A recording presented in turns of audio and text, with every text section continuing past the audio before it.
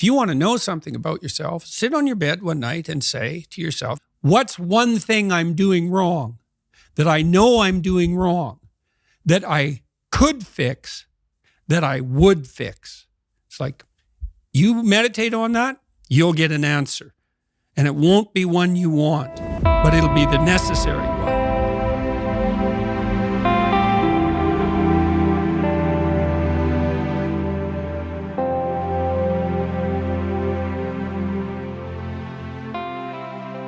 ካናዳዊ ናይ ስነ ኣእምሮ ምሁር ደራሲ ከምኡውን ኣብ ሶሻል ሚድያ ወሃብ ርእይቶ ዝኾነ መብዛሕትኡ ግዜ ዓቃባዊ ወይ ከዓ ኮንሰርቫቲቭ ተባሂሉ ዝጽዋዕ ኣብ መወዳእታ 2010 ብዛዕባ ባህላውን ፖለቲካውን ጉዳያት ዝነበሩ ኣረኣእያ ሰፊሕ ኣቐርቦ ክግበረሉ ዝጀመረ ዶክተር ጆርዳን ፒተርሰን መን እዩ?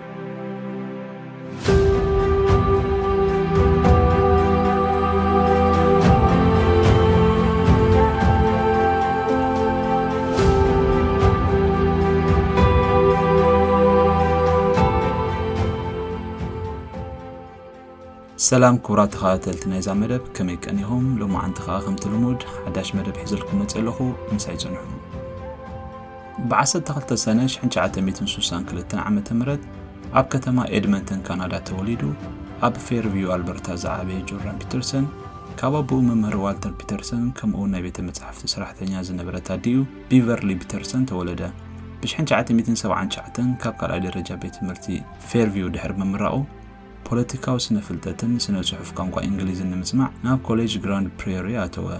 ፒተርሰን ኣብ ንኡስ ዕድሚኡ ምስ ሰልፊ ኒው ዲሞክራቲክ ፓርቲ ወይ ከዓ ኤንዲፒ ክሰርሕ ዕድል እኳ እንተረገበረ ጸኒሑ ግን ወዲ 18 ዓመት ምስ ኮነ ምስቲ ሰልፊ ምስራሕ ኣቋረጾ። ንኮሌጅ ግራንድ ፕሬሪ ኣብ ሞንጎ ገዲፉ ናብ ኣልበርታ ዩኒቨርሲቲ ዝገዓዘ ፒተርሰን ብ1982 ናይ ፖለቲካ ስነ ፍልጠት ባችለር ኦፍ ኣርትስ ረኸበ። ድሕሪ ሓደ ዓመት ዕረፍቲ ናብ ኤውሮጳ ኸደ ብዛዕባ ስነ ኣእምሮኣዊ መበገር ዝሕኩናት ብፍላይ ከዓ ብዛዕባቲ ኣብ መበል 20 ክፍለ ዘመን ዝነበረ ውልቀ ምልካዊ ስርዓት ኤውሮጳ ተዓዘበ። ብኡ ኣቢሉ ድማ ተገዳስነት ተሕደረ። ድሕሪ እዚ ናብ ኣልበርታ ዩኒቨርሲቲ ብምምላስ ብ1984 ባችለር ኦፍ ኣርትስ ብሳይኮሎጂ ክረክብ ከኣለ።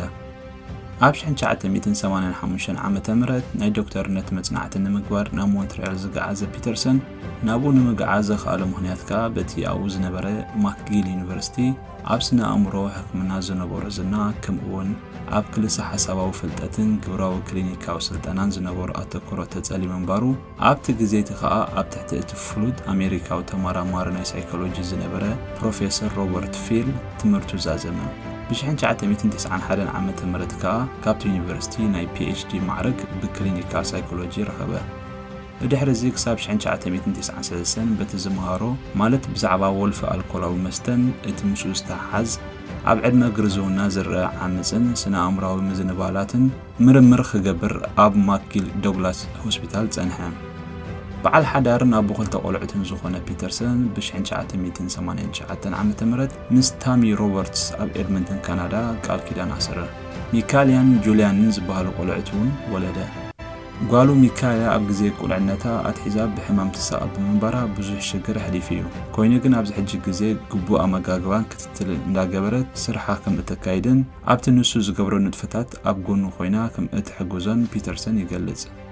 ፒተርሰን ካብ 1993 ክሳብ 1998 ዓመተ ምህረት ኣብ ሃርቫርድ ዩኒቨርሲቲ እናመሃረን እንዳተመራመረን ኣብ ኣርሊንተን ማሳቹሴትስ ይነብር ነበረ። ኣብዚ ግዜ እዚ ኣብ ክላስ እናመሃረ እንከሎ ብቪድዮ ይቐረጽ ከም ዝነበረን ዕላምኡ ከዓ ኣብ መጻኢ ንህዝቢ ብነጻ ክመሓላለፍ ከም ዝነበረ ይገልጽ። ኣብኡ ከዓ ብተወሳኺ ከም ተሓጋጋዚ ፕሮፌሰር ክፍሊ ስነ ኣእምሮ ኮይኑ ተቖጸረ።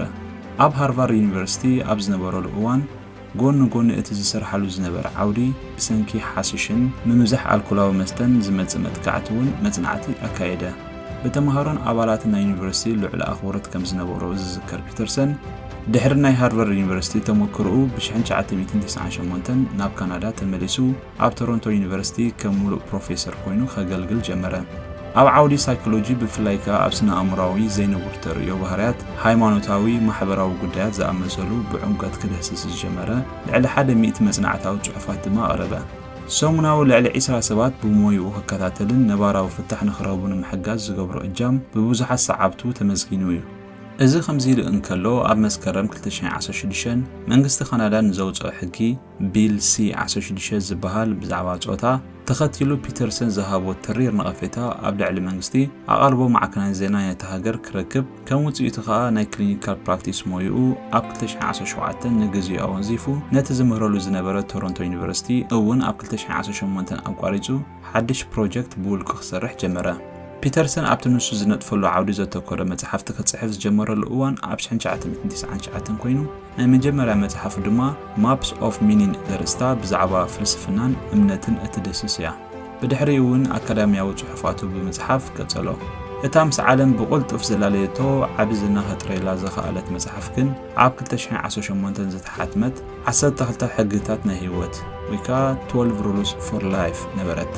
بميليونات ንዝቑጸሩ ኣንበብቲ ብዛዕባቲ ኣብ ህይወት ዘጋጥሞም ግድቦታት ንምፍታሕ ሓጋዚት ኮይና ስለ እተረኽበት ልዑል ሃገራዊ ሽያጥ ክትረክብ ከኣለት። ኣብ ብዙሓት ሃገራት ከዓ ብዛዕባ እዛ መጽሓፍ ዝገልጽ ዑደት ገበረ። ድሕሪ እዚ ፒተርሰን ኣብ ዝተፈላለየ ኣጋጣሚ ፖለቲካውን ማሕበራውን ዛዕባታት ሓሳባቱ ክገልጽ ጻውዒት ቀረበሉ። እዚ ከምዚ ኢሉ እንከሎ ኣብ 2021 ቢዮንድ ኦርደር እትብል ሳልሰይቲ መጽሓፉ ጽሓፈ። ፒተርሰን ዝህቦ ዝነበረ ትምህርቲ ናብ ህዝቢ ክበጽሕ ኪንዮቲ መጽሓፍ እቲ ኣብ 9ታት ኣብ ሃርቫርድ ዩኒቨርሲቲ እናምሃረ እንከሎ ዝተሰኣለ ቪድዮታት ብመንገዲ ዩቲዩብ ኣቢሉ ክዝርግሖ ወሰነ። ከም ውጽኢቱ ከዓ ኣብ 2013 ብመንገዲ ጆርዳን ፒተርሰን ቪድዮስ ትብል ቻነል ተዘርግሐ። ድሕሪ ሓደ ዓመት እውን ኣብ ቶሮንቶ ዩኒቨርሲቲ ዝተመልአ ቪድዮታት ኣስዓቦ። ዝና ፒተርሰን ኣብ መላእ ዓለም ኣስፋሕፍሕ ብሚልዮን ዝቑጸሩ መንእሰያት ክከታተልዎን ክፈትውዎን እንከለዉ ብዙሓት ተቃወምትን ጸላእትን እውን ኣጥረየ። ምክንያት ናይዚ ኣብ 2016 ኣትሒዙ ብዛዕባ ማሕበራት ትራንስጀንደር LGBTQ ዝሃቦም ኣሉታዊ ሓሳባት ኮይኖም መሰል ወይ ማዕርነት ናይ ኩሉ ዜጋ ኣይኽበርካን ዝብል ነበረ። እንተኾነ ፒተርሰን ሓሳቡ ከይቀየረ ምስ ብዙሓት ተጣባቕቲ ናይዘን ማሕበራት ዝኾኑ ኣካላት ኣብ ሓያል ሙግት ኣትዩ ክሰዓሩ እውን ኣይተኻእለን። ካልኦት ማሕበራት ከም ተጣባቕቲ ማዕርነት ደቂ ኣንስትዮ ዝኣመሰላውን ኣብ ጀንደር ኢኳሊቲ ኣይኣምንኒ ብምባል ክነቕፍኦ ይረኣያ እየን። ኣብ ዝሓለፈ ዓመት ኮሌጅ ኦፍ ሳይኮሎጂስት ኦፍ ኦንታሪዮ ብተደጋጋሚ ንፒተርሰን ክኸሶ ተረኣየ። ምክንያት ናይዚ ከዓ ሞይኡ ብዝግባእ ንህዝቢ ኣየገልግልን ዘሎ መሰል ዜጋታት ዝትሕዝ ቃላት እውን ይጥቀማሎ ብዝብል እዩ። ውጽኢት ናይዚ ከዓ ላይሰንሱ ክምንጠል ከም ዝኽእል እውን ኣፍለጡ። ኣብዚ ክርክር እንከሎ ፒተርሰን ሓድሽ ፕሮጀክቱ ንህዝቢ ሓበረ። ንሱ ከዓ ፒተርሰን ኣካዳሚ ዝበሃል ናይ ኦንላይን ቤት ትምህርቲ ምኽፋት ኮይኑ ብዓበይቲ ፕሮፌሰራት ካብ ኣሜሪካ፣ ካናዳ ከምኡ እውን ካብ ኣውሮፓ ዝተመርጹ ምዃኑ ይዛረብ። እንተኾነ ዕላማ ናይዚ ኣካዳሚያዊ ዘይተዋሕጠሎም ገና ከይጀመረ ተሪር ተቃውሞ ካብ ኮሌጅ ኦፍ ሳይኮሎጂስት ኦፍ ኦንታሪዮ ገጠሞ። እቲ ጉዳይ ከዓ ናብ ቤት ፍርዲ ኣትዩ ክሳብ ሕጂ ይረአ ኣሎ። ናይ ፖለቲካ መርገጺኡ ዓቀባዊ ምዃኑ ዝፍለጥ ጆርዳን ኣብ ልዕሊ ቀዳማይ ሚኒስትር ካናዳ ጃስቲን ትሩዶ ንሱ ዝመርሖ ሰልፍን ብተደጋጋሚ ብምንቃፍ ምክንያት ውድቀት ናይ ካናዳ ከም ዝኾኑ ይዛረብ። ብፍላይ ኣብ ክታበት ኮሮና ብዝነበረ ግዴታ ምሕደራ ከምኡውን መምሕያሽ ቁጠባታ ሃገር ክውሰዱ ዝግብኦም ውሳኔታት ብዘይምውሳዶም ብውልቁ ንጃስቲን ትሩዶ ኣብ ዝተፈላለየ ማሕበራዊ ሚድያታት ክነቕፎኑ ሰምዑ ኢና። ኣብዚ ግዜ እዚ ሓዳሽ መጽሓፉ ዊ ሁ ረስል ዊዝ ጋድ ትብል ተሓቲማ ናብ ህዝቢ ክትዝርጋሕ ምዃና ዝሓበረ ፒተርሰን ንዑ ኣስዒቡ ኣብ ብዙሓት ሃገራት ዑደት ክገብረላ ምዃኑ ይገልጽ። ክቡራት ሰማዕቲ እዚ ዝሰርሖ ቪድዮታት ናብ ኩሉ ንኽበጽሕ ሼር ንክትገብሩ እናተማሕጸንኩ ኣብ ዝቕጽል ብኻልእ መደብ ንኽንራኸብ ተስፋ ገብር። ብሩኽ ቀነ